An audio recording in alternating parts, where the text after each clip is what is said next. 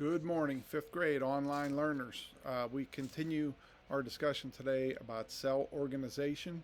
And I went onto the website and I printed out part of what is on the website. There's a lot of information there.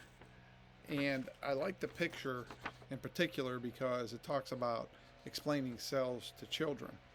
And there's a lot of things to learn here, and sometimes the vocabulary is a little bit intimidating.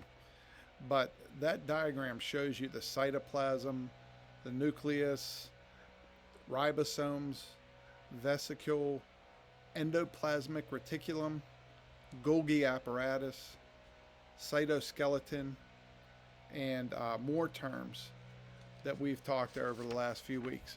I remember the first time I saw this lesson several years ago when I taught fifth grade science. I was intimidated by all the vocabulary that I hadn't seen in years, but it's all there, and it's not that hard to understand. If you study it hard enough, you'll get used to seeing those terms.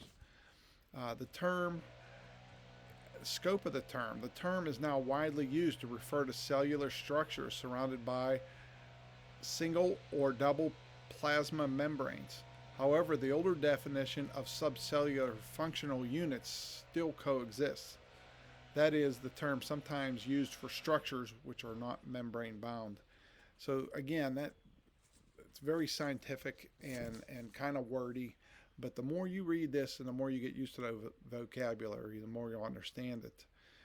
It goes on to talk about origin of organelles, mitochondria, and chloroplasts, which have double membranes and their own DNA, are believed to originate incompletely consumed or invading prokaryotic organisms which were adopted as part of the invaded cell.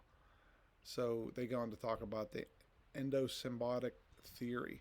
Again, very, very big vocabulary on this website, but like I said, I can tell you from teaching this for a few years, it does start to become familiar, and it's a little bit more understandable than the first time you see it. When you're summarizing this website, be sure to put things in your own words. Again, last week when I was going through the journal entries, I noticed quite a few people just copying and pasting, and that is not the proper way to summarize a website. It's actually stealing from the author, and you can say things that he said. You can report that back, but it should not be a copy and paste.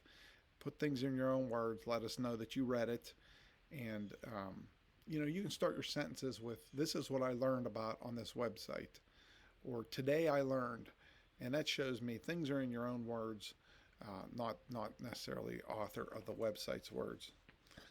Okay, be sure to study your study guides to make the quiz easier tomorrow as you're taking it, and I will see you all soon. Goodbye.